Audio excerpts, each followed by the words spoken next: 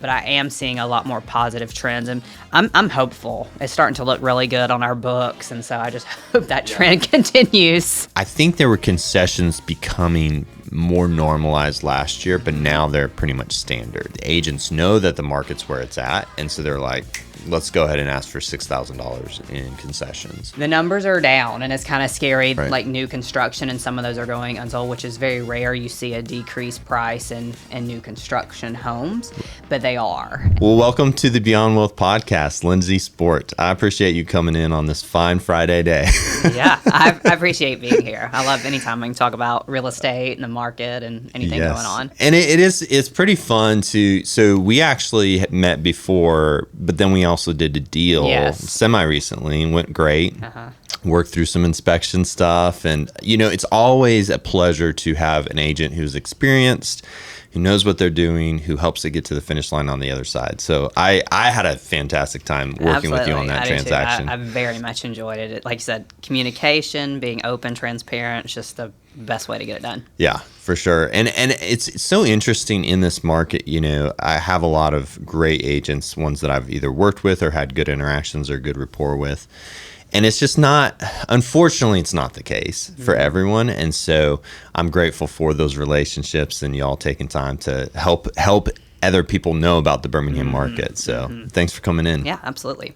So this is going to be an interesting month because we're kind of into what would we call spring momentum season. And January and February typically are really hard to gauge the market because they're just so finicky.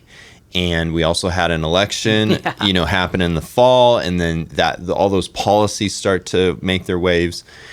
And so there's just a lot of different market things happening. I mean, we got tariffs going on, and there's, just everything. There's this melting pot of economics that is very hard to pinpoint. And so January and February I found was really hard to say, hey, this is a direction. We are in this type of market. And now that we have March's numbers, which we're going to go through here in a minute, I think, typically when I get 3 to 4 months of data that says the same thing, I'm like, you should probably pay attention to what the data is saying. And I think that in talking with other agents and stuff I'm experiencing in my own listings and with buyers, and what the data is saying, we're kind of seeing what this spring/summer is going to be, key marked for.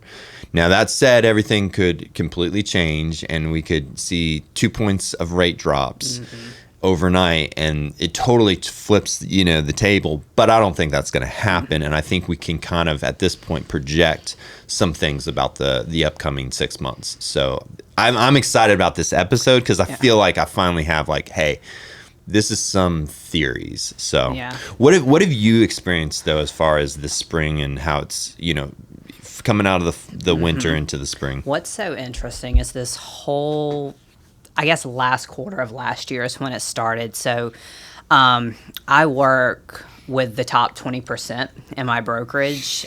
We have, masterminds, coaching sessions, things like that. I kind of pull a lot from them because they're the ones in the market the most. And so some of them had their worst December ever, like in the history. And these are agents that have been 8, 9, 10 years. And their worst December and January was slow. And then February really did start an uptick. Yeah.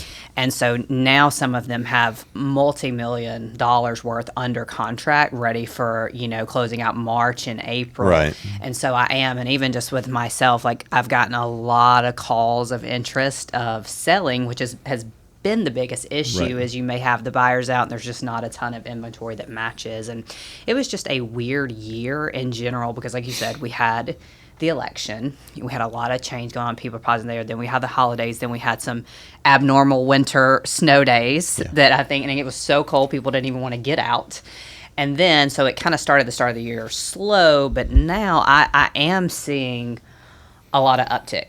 More inventory. I think rates finally did, as of yesterday, just drop just a hair, just enough to talk about. I wouldn't say drastic as people were expecting. Right. Yeah. And so I think that was the problem is people were waiting, let me wait and see. But there's no guarantee anything's going down. Like you said, with everything economically going on, we just don't know. We don't, we can only plan and prepare, but we don't have a crystal ball. Right. So, but I am seeing a lot more positive trends. And Birmingham in general is such a unique area. I mean, there's even sub areas in certain cities, that trend differently and sell differently and things like that. But I'm hopeful. It's starting to look really good on our books, and so I just hope that trend continues. Hey, everybody, just want to take a moment away from the podcast and just thank you so much for listening to the Beyond Wealth podcast.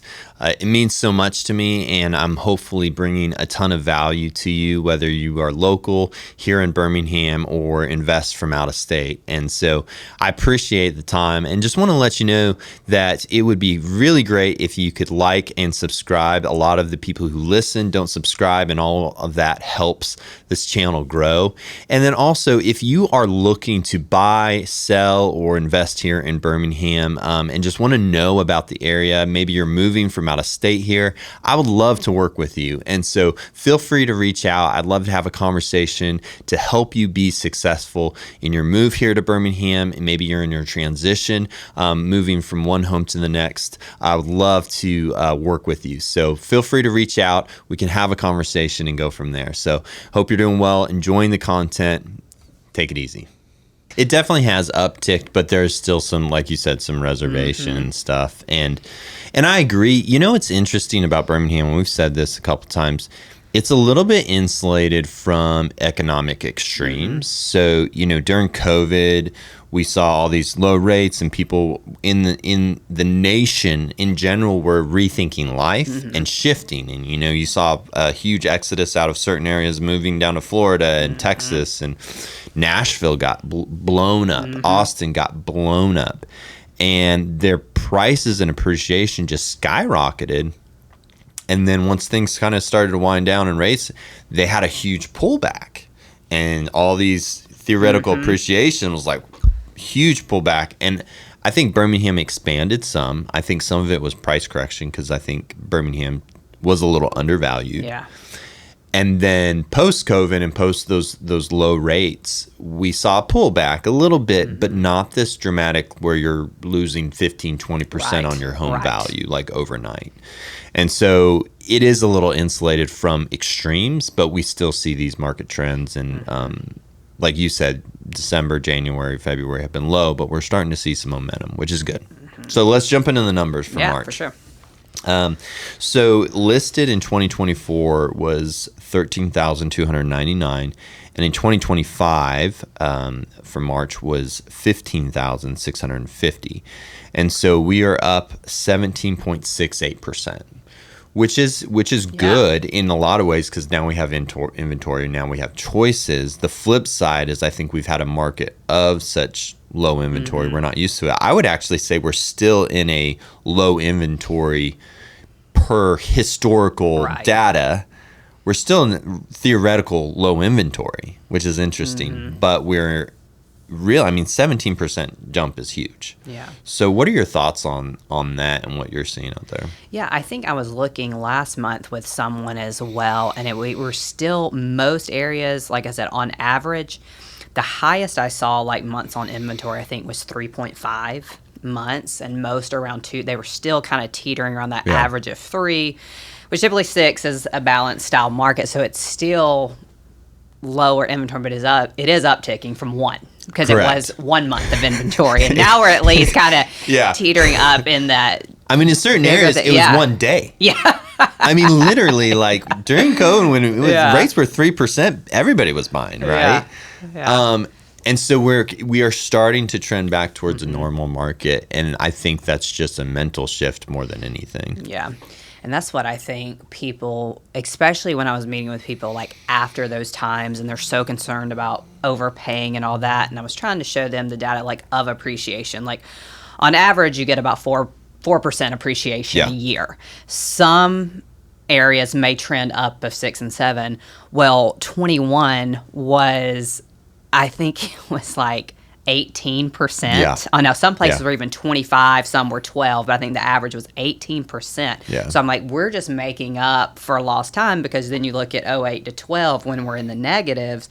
So it's starting to shift. You're still really not going to be overpaying. Like if we didn't have those block years Right. of low trend, like we're just catching up to the appreciation. And I think 2023 was one of the worst appreciating years since '08. Correct. Yeah. And so now we're just ticking back up, trying to catch up a little bit. Like you said, stabilizing a little more. We're getting 3 months of inventory back on a normal appreciation scale, roughly. I think maybe the projection maybe is 5 or 6 this year, maybe. Right. You know, so just see what the rest holds. And it's so funny, like, COVID just was such an extreme. You drop rates that quickly, that low, it's going to create volatility in a market. And so a lot of people got into real estate around that time thinking it was kind of like the stock market, easy in, easy out.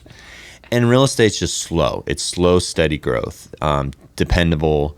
And so, yeah, it's good to see that we're stabilizing there. And even though that number of 17% of excessive inventory is kind of a flooding of the market, just a surge, I think in the long run, we are heading towards a normal market. But in the short term, it actually does create almost like the breaking of the dam. Like it is a flood. That is a significant amount. It would be, the market would be more steady if it was 5%, 5%, 5%, 5% over a year than 17 for 3 months, which is kind of what we've seen. So if we go back to January, we were up 14%.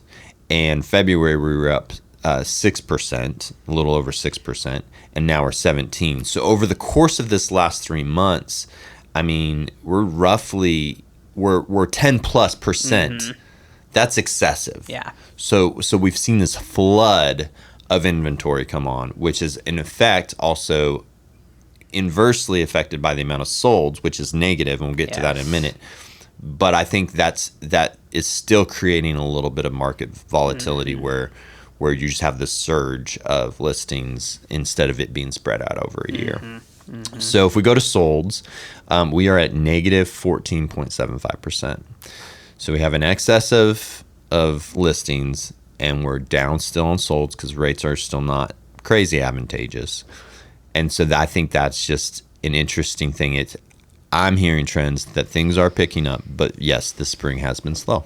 That's what I was talking to one of my staff the other day, and that's what we were kind of talking about, the, I guess, mindset around that, and talking with sellers and how they're still kind of like already wanting to plan, you know, for multiple offers or plan for this or start high and see what happens. And like, it is a tough conversation to be had because I think we saw like a huge number in price reductions toward the end of last year and this year, like you're saying, in the negative.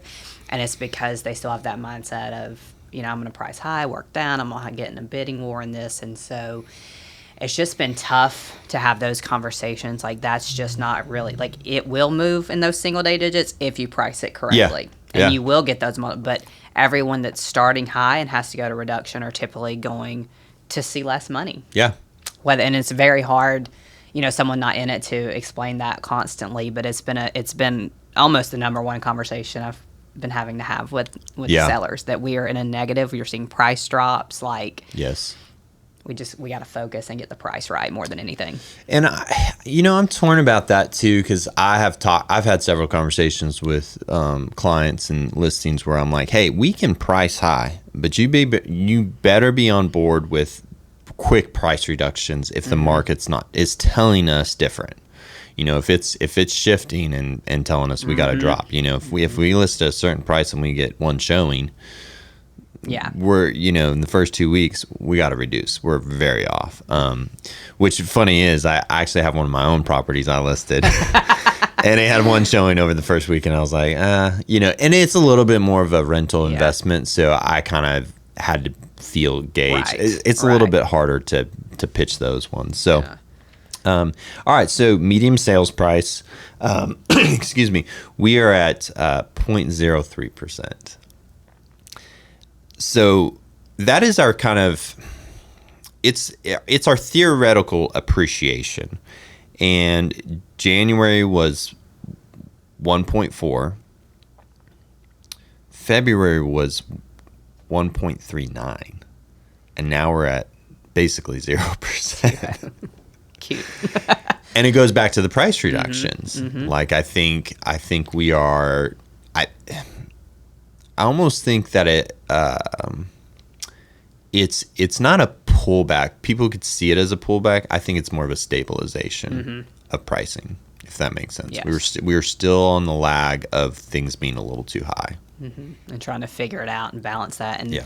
that's what, I direct, and I always give a range when we're talking price, and I talk about how we would approach different. One thing is we have like you said, like so many of those sub-markets that may be different. Right. And the square price per square foot's all over the place. It just depends on the house, the buyer, some unique property. So I'm never like to tell people like, oh, you're never going to get that. Because I don't know. Somebody might come in and pay that. Yeah. So like, it's like you said, still trying to figure out that balance and figuring out where, because you don't want them to lose money either. So it's like trying to like find that balance and that perfect to attract the buyer. One thing, I was at a conference and I thought was really cool, and because I'm a big numbers person, a big comps, and so this show's perfect for you. Yeah. I love it. I love that. I'm weird like that. I love it. I think numbers don't lie, right? Yeah. And so they were talking about, obviously it's important to view the souls, know your competition, all that, but they're like really focused in this market on the price that attracted those offers. Like, what was the price that drove this to multiple offers? What was the price that attracted the single day on market to continue, to do that? And I've kind of like stuck with that a little bit. Like, these, in Homewood, I had 2 that went 35,000 over list. Right. But it was finding that right price point to get those buyers in, you know? And so, that's one of the markets, most things are going to go pretty quick. And then you have other ones, like you said, in the negative that just aren't. Yeah. Talk to me. We were talking offline before this. You had pulled comps of new listings in Chelsea. And there was like 25 or something houses, and they were reducing prices. Yeah, it was. I met with some sellers in Chelsea, which is not. We have a lot of agents in our office that work there. I'm not primarily out there, but these are really great friends of mine, and I kind of consulted some of the agents in our office as well. But when we were just looking at numbers, they bought in 21, so right around the height. It was a multiple offer situation, and now pulling similar properties, or the ones that even aren't quite as large as theirs, the numbers are down, and it's kind of scary. They're continuing to build like new construction, and some of those are going unsold, which is very rare. You see a decreased price in new construction homes, but they are. And so with so much inventory, we have to be very cautious of the price. I pulled up, and there's roughly 25 that could give or take comps for their house that they've already paid more than some of those are listed for. So it's a very unique and careful situation but it's all the new construction that's kind of popping up on those surrounding, and I'm sure there's other areas, like that as well. And you have large companies who have already built out developments, and they've already paid for the roads. They've already paid for all this upfront costs, right? They have loaded costs into these developments. And they may pull back, okay, we're building 10 houses a month. Let's build 8. But they have so much things. The velocity of their money has to keep turning. Right. That for them, even selling will say that theoretical 25 at cost is better, because then they pull that money out, can pay their debtors, and keep the ball rolling, keep their construction crews working, all that kind of stuff. Now their profit comes down, which is going to affect them long term. But in the short term, a big, like a DR Horton, they have so much money that for them, they're like, if we can just break even and stay in the game till the next day, they're going to do that.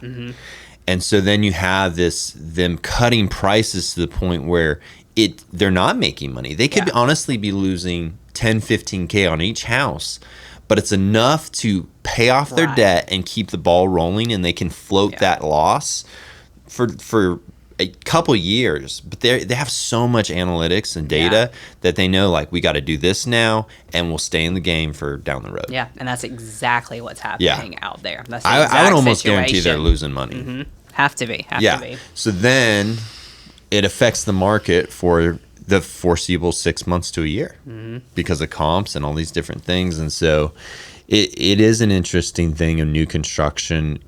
there's some positives to it, and that's one of actually the negatives is you're going to be fighting every other comp, positive or negative, around you. Right. Because it's hard. Like, how can you not get a brand new house that's so close to similar for $20K less? Yeah, you know, exactly. And these companies are also buying down rates, so they go and purchase a huge buy down from, you know, if you use our lender, and then all of a sudden you buy a new home, you could get a 4.5 or 5%, and that significantly affects your rate. So it is like you said, Birmingham is very pocket driven, very like if it's a new build versus, you know, old and all that kind of stuff. So we've kind of exhausted this, but all that to say, the medium sales price does not concern me in the long term. I think there's indicators of why we're at this 0%. Right. I wouldn't say like the world's coming into an end, but it's an effect of a lot of different things happening.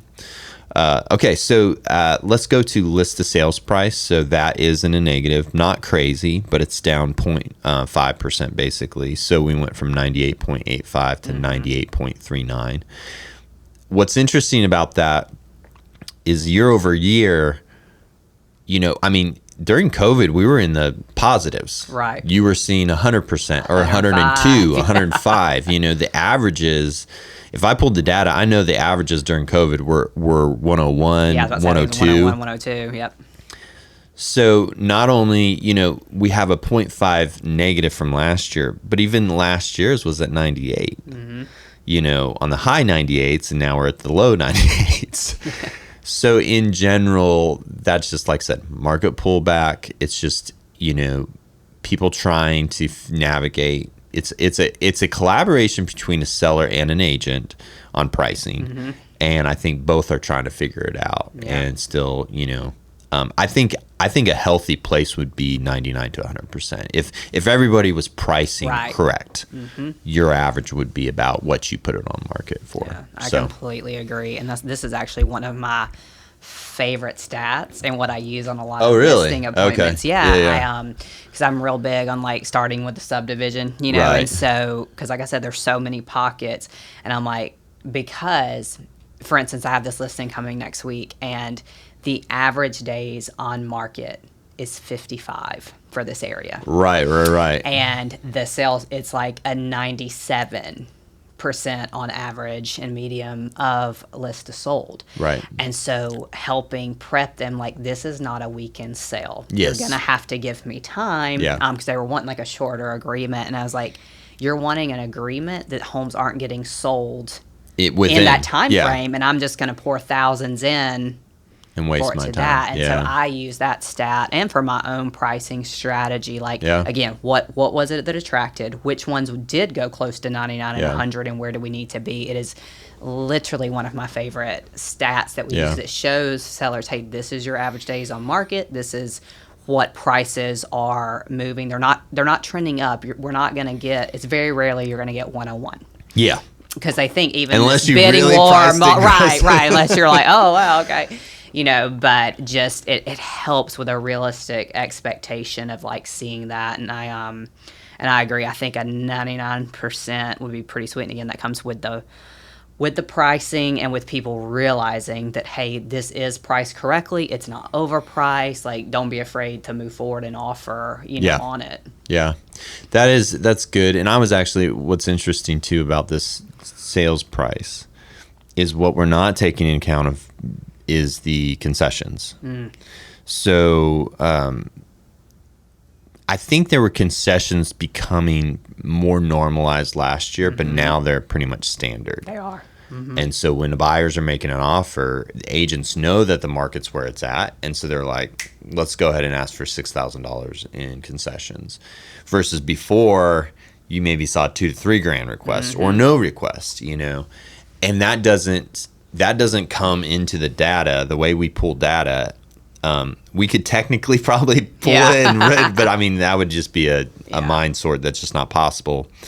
And so even that list to sales price, that 98.39, I would say is really 98 because we're seeing these $6,000, $7,000, $8,000. You know, I had a listing. I'm actually closing on it today, so I'm excited about that. But we went in and, I think I mentioned this actually last month, but I initially got it offer first weekend. So I knew I priced it okay, but they asked for $8,000 in seller concessions. And I'm like, first weekend, first offer. I know your first offer is typically your best offer, but I was like, eight's a little bit much. So I countered and they just said no. Okay. And I was like, okay. Good to know. and then I left it on market, continued to show well, but did not have, offers that made sense. And so from there, I called back, which is often hard. Oftentimes they're moved on, found another property or whatever, but they still like the property, worked out the deal, going to close it today. So I'm really excited about that. But all that to say is like that 8K was like, my mindset was from a year or two ago. And now my mindset's totally shifted, and even talking to my sellers of like, hey, be expecting 6 to 8. And vice versa, buyers, I'm saying, hey, we can probably ask for 6 to 8. Yeah. So. No, I mean, that's so true, because every offer I've gotten recently, and ones that I've, like I said, most of the time, you don't put anything, back then you didn't put anything in until later, like inspection, like you just got the contract, move on, and now seeing it up front. I had an off market, like somebody just literally approached them and wanted to sell, so I've been working that out. But yeah, they off the bat asked for like 10K. Wow. Even on the off, I'm like, we hadn't gone to market. Yeah, so we did some negotiating there, but just right off the bat and stuff that I'm getting in, it's at least 4. On the smaller ones, it's like 4-ish to 5 that would pretty much take care of their closing cost, and then on the big ones like the 4-500, I'm 100% seeing 6 and 8. Man, that's crazy. Okay, so medium days on market is up 30%. So we're from 20 to 26. So that's pretty congruent with everything we've seen data wide. So, like I said, I think looking at holistically at the market for the last 3 months, the data is saying that we've seen an excess of listings and a slower closings, and that overall the market is seeing a pullback. Like I said, I'm not as concerned knowing where we were. I see it as more of a stabilization, and people are just not used to stabilized numbers. And the stabilized numbers, like you said, healthy inventory is 6 months. We're still not in that bracket. And historically, 6.65, that we'll get to rates here in a minute. We're at 6.65. That's really not horrible. I mean, in the 80s, what was it, like 15, 19%? I knew some lady that works for a title company was saying her first home was 18%. 18%. I'm like, that's probably my whole mortgage. Now, the flip side is house prices are a lot higher now, and we've seen those things, and that makes the affordability hard. But 6.65 is not insane. So let's get to interest rates. We went from 6.79 at the beginning of this month to 6.65, and we were talking about that drop just recently.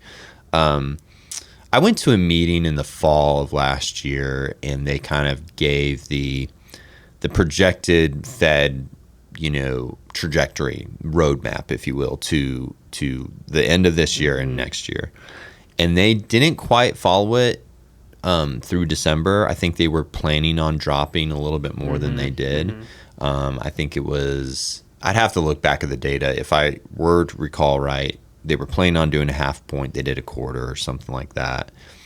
And then we really haven't seen as aggressive pricing. Their projection was to get a point lower. They wanted to be sitting their rate, which is not the mortgage rate, their rate to be floating around 3.5, I think. So it is interesting with some of these tariffs happening and all of that. We are not seeing the start of the year on the Fed's roadmap. They're not being as aggressive. So we'll just have to keep tabs on it. But obviously it's affecting the market, and the stock market's not as healthy right now, all these things. So in general, I think there is some hesitancy in the economic forecast. And I think how that's playing out, like I said, we're still, inventory is uptick a little bit, but how I've seen that play out with some buyers on my listings and ones I'm working with is I don't like really were more picky or like Yeah. more they're not as aggressive with the offer or aggressive in making that rush decision where you had like 4 hours, in Yeah. the past. And so it's like, because when I get feedback, it's like, we really liked it, showed great, nothing negative, maybe write an offer. Yeah. It's like they starting to look a little more, see a little thing, and that's what. It's just they're a little more picky and slower Yeah. to act because of their rate, like what's going to happen, maybe they will drop, maybe they won't. Am I going to get locked in? Am I going to find something better? And I do think that is due to the economic climate. Yeah, no, that's a good point. And they probably, back then, they probably looked at 5 houses and only found one that hit their criteria because inventory was so low. Right. And now it's like, well, we actually saw 3. So now we have a decision to make. Before it's like, yeah, you got one house that you wanted and you got to go after it. Yeah, so like it's number 1 right now, but we're seeing 2 more tomorrow. I'm like, right. Cool, I'll just sit here and wait. Cool, like I'll just tell my sellers it's on their list. Like, yeah. Yeah, keep it open. So, okay, I love breaking down the submarkets because obviously you can look at the market as a whole. But with that said, we all know that submarkets, there's just different price points that play differently. So let's talk about Mountain Brook, Vestavia, Homewood, kind of our 500 to 1.5 million average price. This one's really hard because the swings are so extreme. Yeah. I think we pulled numbers. One in appreciation was like super negative one month, and then at one time it was super crazy. And it was like in that month, and I'm not 100% saying for sure, but I think Feinenbaum like bought a mansion in Mountain Brook, which was like $5 million sale. That's going to affect your numbers, it's going to throw stuff off. So all that to say is we're up on listings by 14% in that pocket, and solds is down 14%. So pretty consistent with what we're seeing market wide. What's interesting though is medium sales price is up 14.73%. And that number has been up and down this spring. So I don't hold a candle to it, but it is interesting that in the market as a whole, we're at basically 0% appreciation. In these pockets, we're seeing 15. So, is that a trend? Probably not, but it just shows that those markets typically will always be strong. Yeah. When I was a long time ago, first starting getting real estate and had a mentor, a friend of mine, and we were talking about, I was like, give me some thoughts. And he was just said, location. And it is so true. So, I bought in Homewood, man, it's been almost 9 years ago. Oh, wow. Yeah. I could not afford my house now. Same. Because it was like I have 2 boys, and I was like, I better move now, given the fact that I might be priced out of this market eventually. And I'm super grateful, and the school district's been amazing and stuff, and just feel very blessed to be there. But it really is true. It's like I personally, my investment strategy, I would rather have the cheaper house and the better location than the nice house, and everybody has different requirements and different things. But yes, those locations consistently are always going to be strong, even in hard times. So medium days on market for that. Oh, let's actually go to list sales price, which is awesome.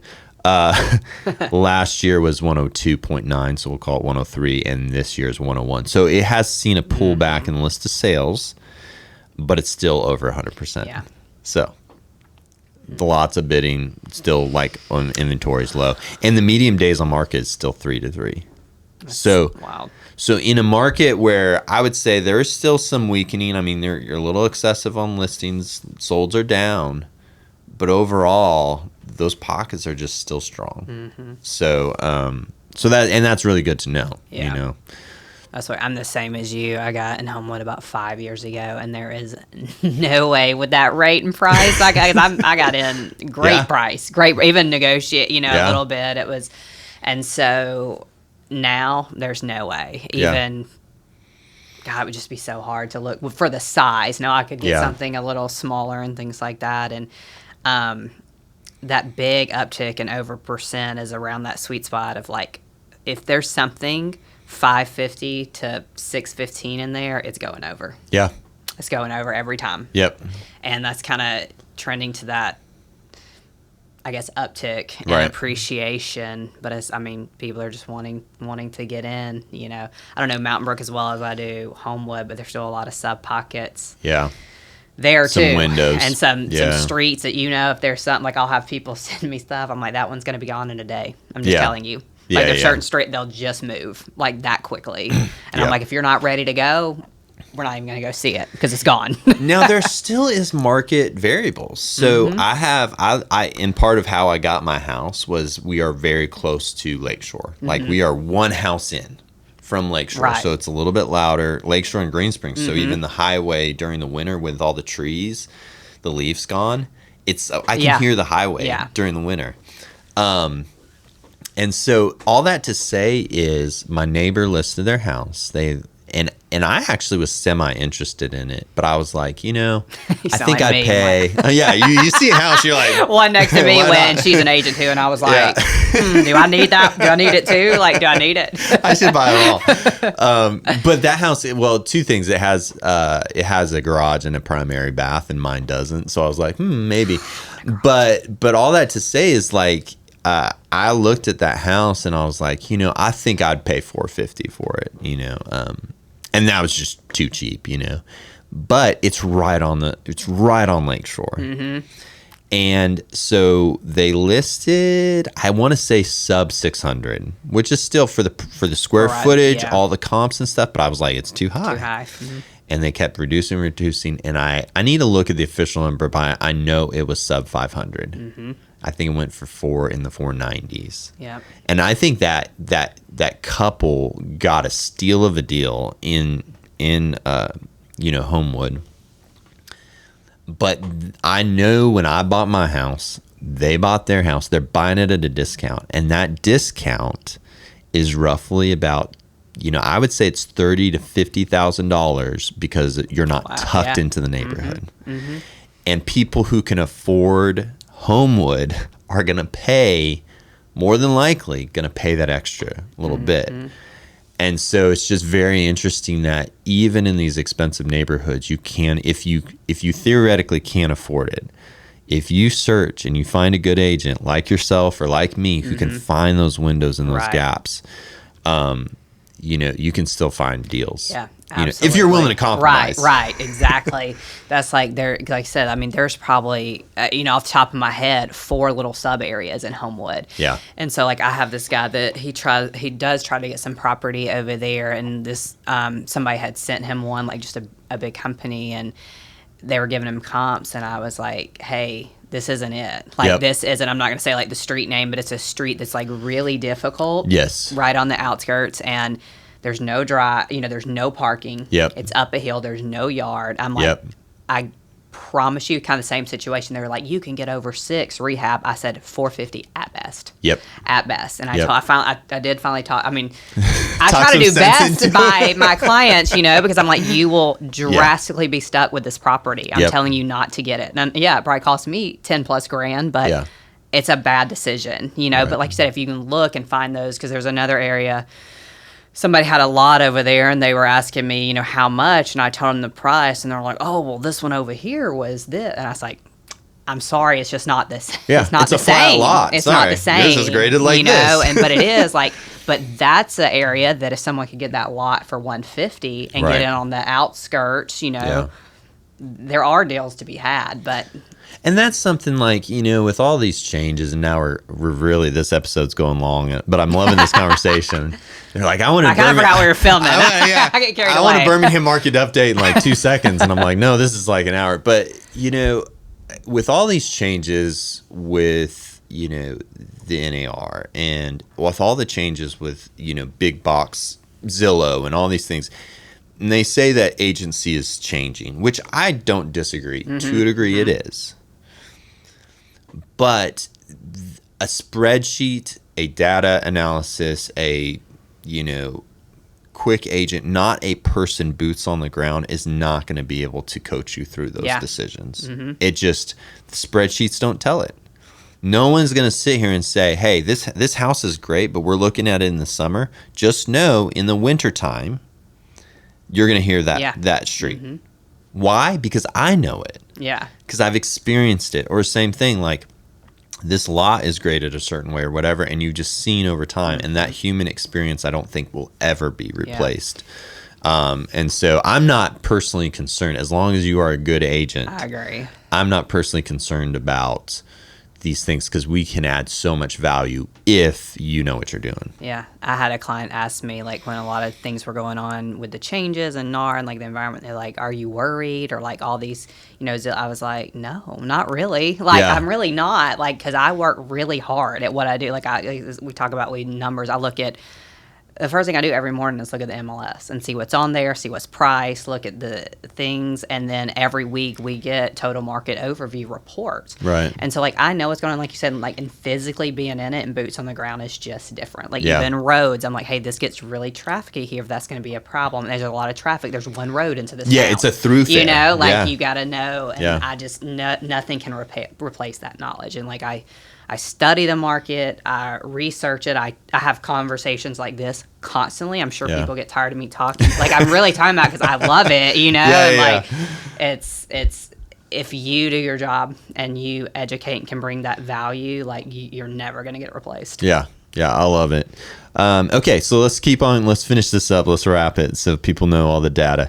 Hoover and Trustville, they're about, I would say they're running from that 400, maybe 350 on the low end to 650 range, maybe 700 nicer homes. And so listings are up 6%, so not as excessive. Sold still down 11%. And then medium sales price positive 9%.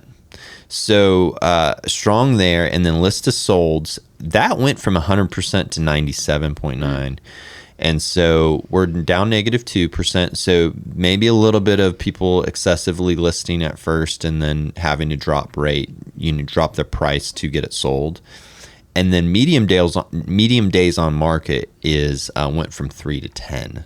So once again, that's congruent with like it's still selling, it's still moving, but people aren't seeing as fast as sales, so they're reducing the price.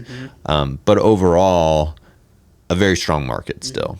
I agree. Let's move to Adamsville, Center Point, Roebuck, and Graysville.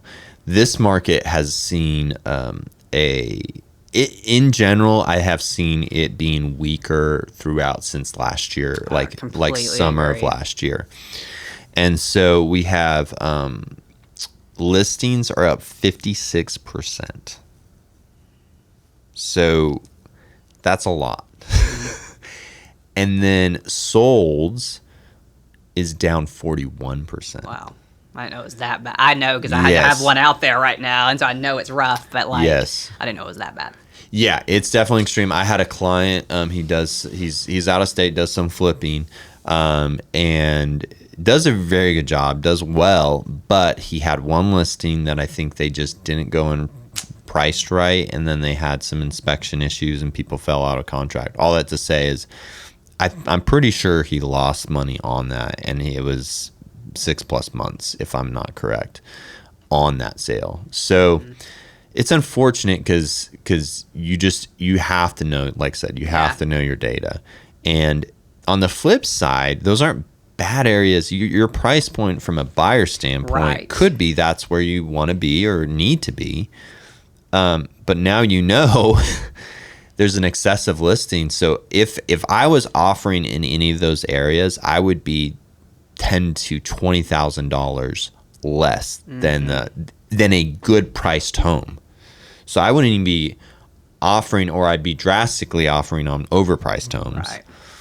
If they're overpriced, they're probably just unrealistic and not worth a conversation. If the house is priced correctly, I'm probably negative still on the offer. Yeah.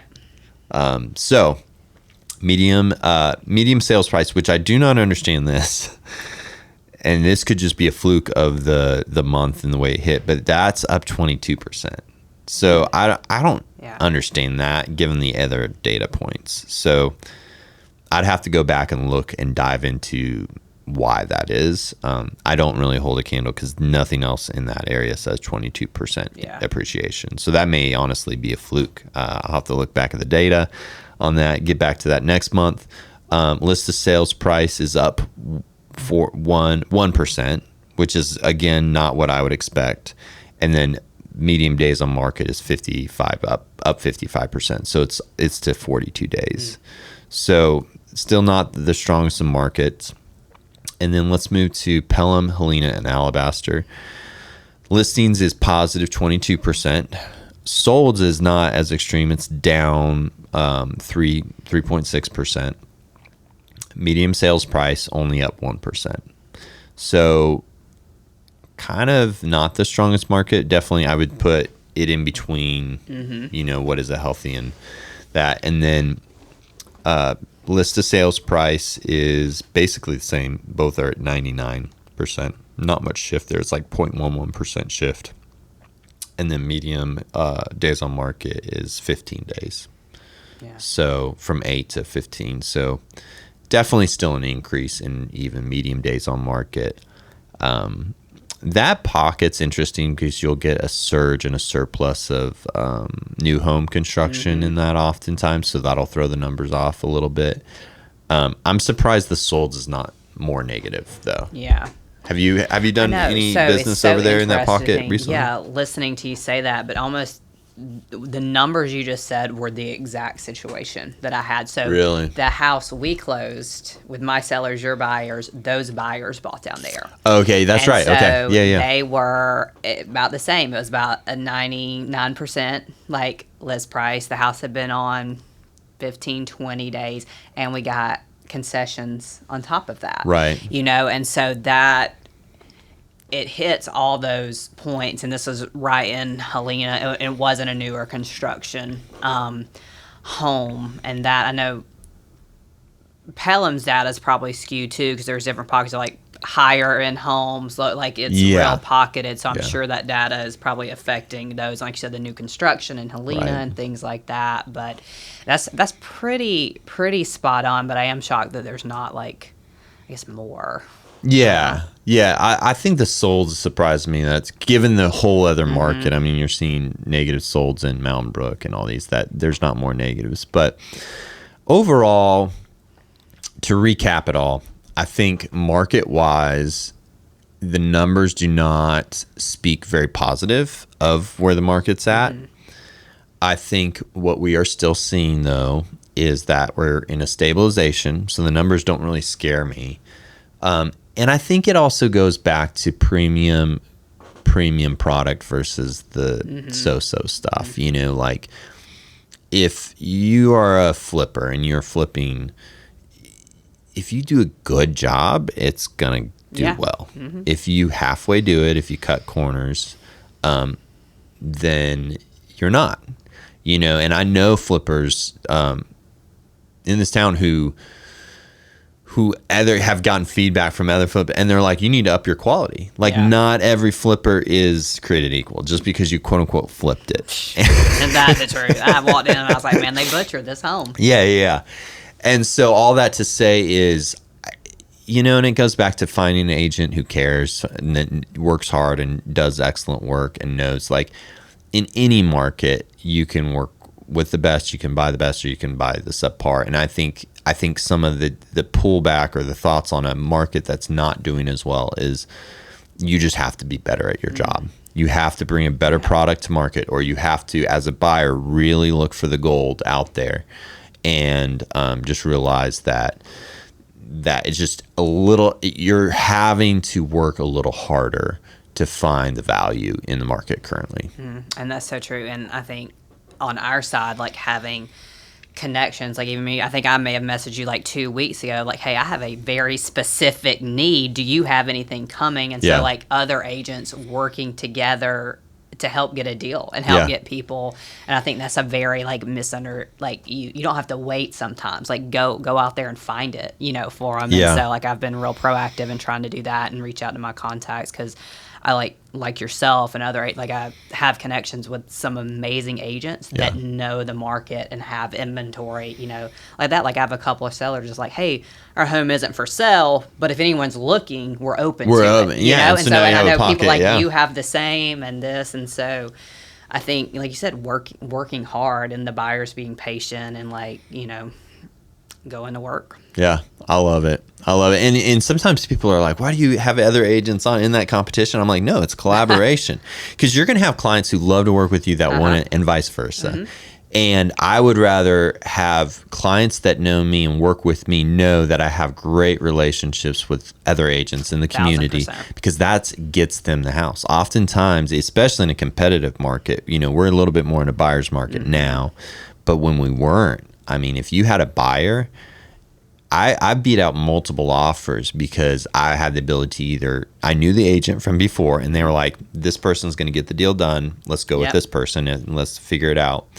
Or B, I created good rapport with the agent and they're like, this person knows their stuff. We're going to go with this offer. Yeah. And I know it's not 100% part of it, but I know I was a huge part of helping the deal happen. And so I love the collaboration. Yeah, thank you so much for the time. And we're just going to keep looking at the market, looking at the data. I'm sure you'll hear from me weekly about something. All right. Well, I appreciate it. All right. Lindsay. Thank you. Have a great week. Thank you. Uh-huh.